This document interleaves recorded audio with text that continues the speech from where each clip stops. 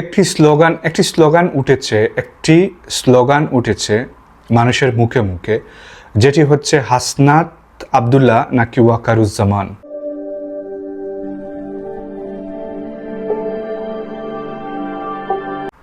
দেখুন, হাসনাত আব্দুল্লাহরাই দেশটাকে কিভাবে স্বাধীন করেছে। 24-এর গণ অভ্যুত্থান না হলে বাংলাদেশের মানুষ আর স্বাধীনতা বলতে কিচ্ছু মনেই থাকতো না। বাংলাদেশের মানুষের স্বাধীনতা ভুলেই যেত। বাংলাদেশের মানুষ স্বাধীনতা বলতে কি বোঝায় সেটাও বুঝতো না, সব ভুলে গেছিল। গত 17 বছর হাসিনা মানুষকে এমনভাবে স্টিম রুলার চালিয়েছে, মানুষ ভুলেই গেছে ভোট কাকে বলে, ভোটাধিকার কাকে বলে, মিছিল মিটিং কাকে বলে। মানুষ এগুলাই জানতো না, মানুষ এটাই ভুলে গেছিল। তো এগুলা সাথ দিয়েছে এই হাসনাত আব্দুল্লাহ, সার্জিস আলমরা, নাহিদরা। সুতরাং আপনি এই হাসনাতদেরকে কিভাবে বলেন আপনি কে? এখন শোনা যায় অনেকে বলেন যে আপনি কে, আপনি কারা? হাসনাত আব্দুল্লাহকে চিনেন না? হাসনাত কারা, সার্জিস কারা? এদের কারণেই তো আজকে বেগম খালেদা জিয়া লন্ডনে চিকিৎসা নিতে গিয়েছেন। কেউ পারছেন গত 15, 16, 17 বছরে এই কাজগুলো করে দেখাতে? আপনারা কি পেরেছেন? সুতরাং হাসনাত আব্দুল্লাহদেরকে নিয়ে কথা বলতে আপনাদেরকে বুঝে কথা বলা উচিত। আমি বিশেষ করে এই শামসুজ্জামান দুদু বিএনপি নেতা এবং রুহুল কবির রিজভী, আপনারা এমন অপ্রাসঙ্গিক কথাবার্তা বলছেন যে এরা কারা, আপনারা কারা, এই কথাগুলো কিন্তু দেশের মানুষ মোটেও ভালো চোখে নিচ্ছে না।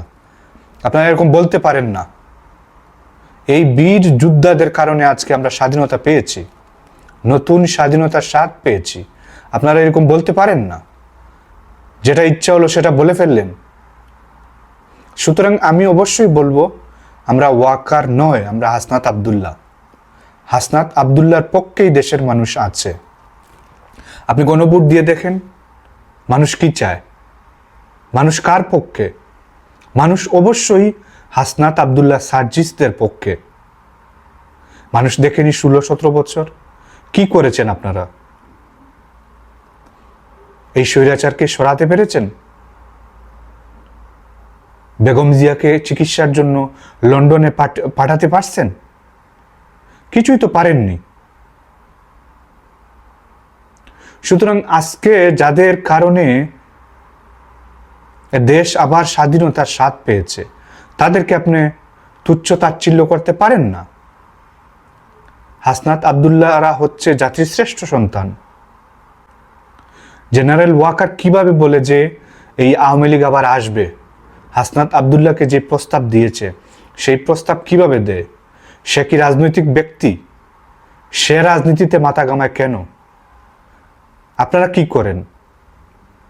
বিএনপি কি করেন? আপনারা তো বাংলাদেশের বৃহত্তর একটি রাজনৈতিক দল।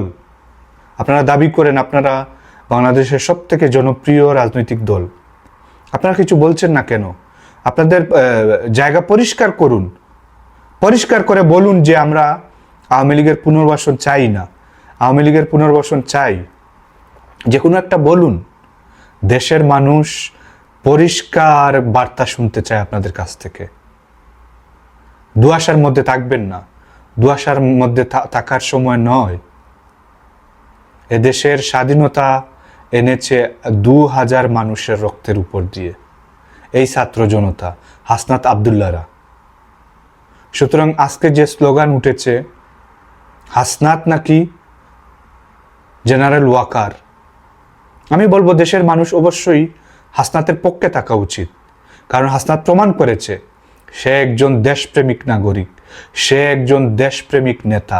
সে চাইলে আঘাত করতে পারত, সে চাইলে অনেক কিছুর বিনিময়ে আঘাত করতে পারত এই ওয়াকারের সাথে, আওয়ামী লীগের সাথে, কিন্তু সে আঘাত করতেছে না। সে শহীদের রক্তের সাথে বেইমানি করতেছে না। সুতরাং এই দেশের মানুষকে বলা উচিত আমরা হাসনাত আব্দুল্লাহ, আমি হাসনাত আব্দুল্লাহ, আপনি হাসনাত আব্দুল্লাহ।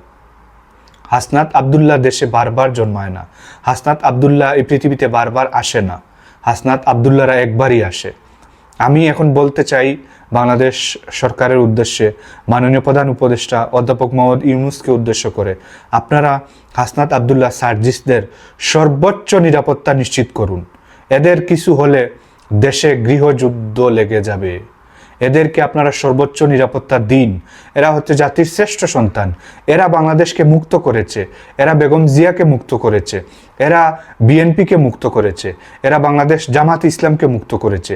জামাত ইসলামের মতো একটি স্বচ্ছ রাজনৈতিক দল কথা বলতে পারতো না, আজকে জামাত ইসলামকে ব্যান্ড করে দেওয়া হয়েছিল।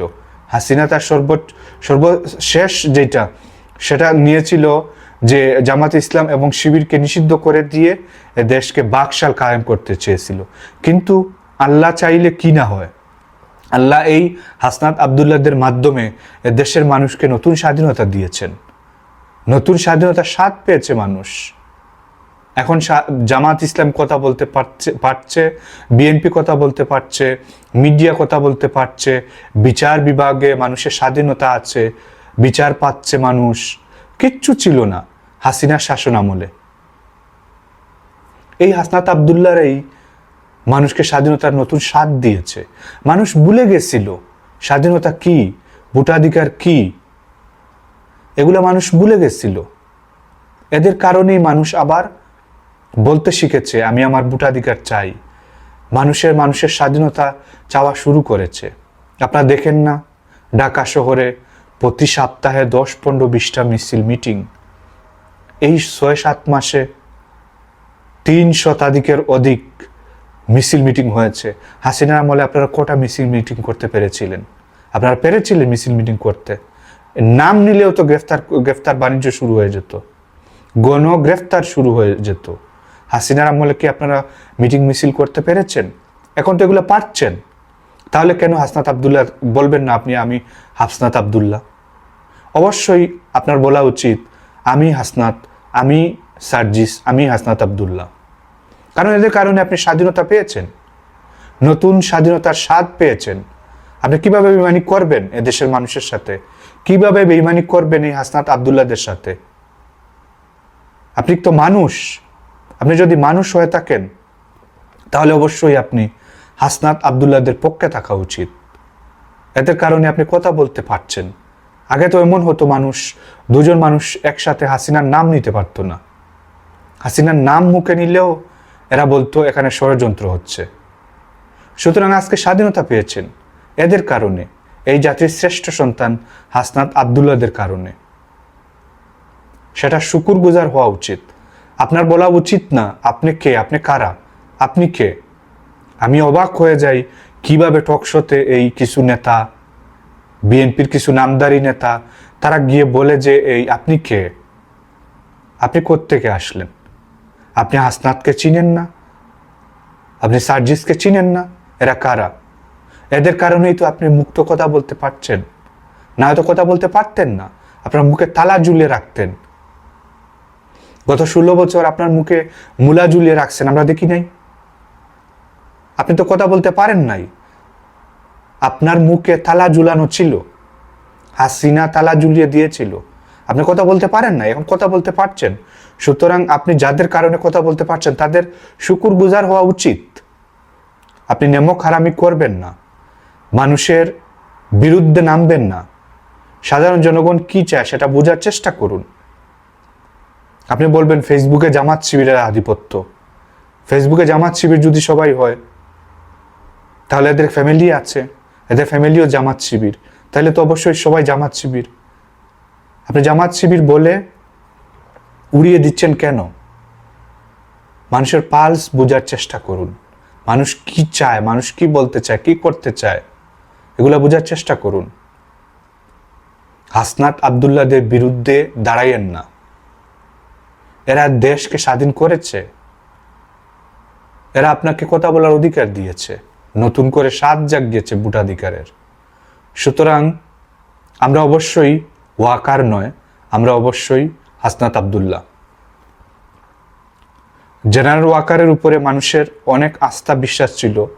এই আস্থা বিশ্বাসের যদি বিশ্বাসঘাতকতা করেন, আপনাকে জাতি ক্ষমা করবে না। কথাটা পরিষ্কার মনে রাখবেন। ধন্যবাদ সবাইকে। আসসালামু আলাইকুম।